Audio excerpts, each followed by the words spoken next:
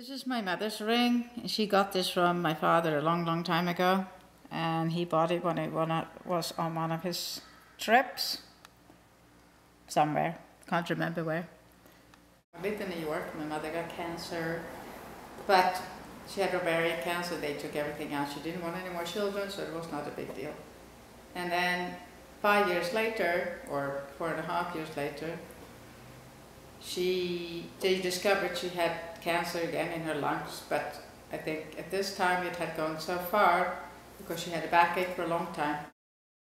And then I went back home and stayed with her for, I think, 3 months, and then she died.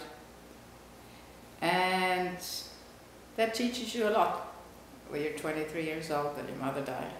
But although I've been gone for many years abroad, I mean, they've been visiting, I've gone home, things like that. Teaches you a lot that nothing is for sure. And you just have to live. And if somebody gets to live till they're above 70, they should be very happy. Teaches you a lot of things about yourself, about your family. And it prepares you for things that possibly will happen in the future. You know, your father's death, or somebody else getting cancer, and it helps you deal with a lot of problems. It's not a good thing to say, but, you know, these things also have good things that happens. You know, although it takes away somebody, today she would have lived, she would never have died. You know, but you can't think like that. It was probably easier for me than it was for my brother, especially my younger brother who was only 18. Or just turned 19, that was still living at home. But it takes, in a way, it's the same pain, but it takes a little bit longer to understand. Because you're not used to see that person every day. So it takes a lot longer to understand that they're gone, actually.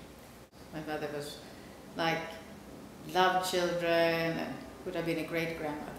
It's very different to be a child, I think, and be a husband and lose somebody. Well, I think, in a way, if you've been married for 30 years and that person just disappears, it's extremely hard. Because that's the companion, you know. A child still develops and going to have their own life. You know, their own children, their own whatever, you know, get married, all these things more. But when you're 50, whatever he was, 56, you know, you're getting on and it's... But he managed.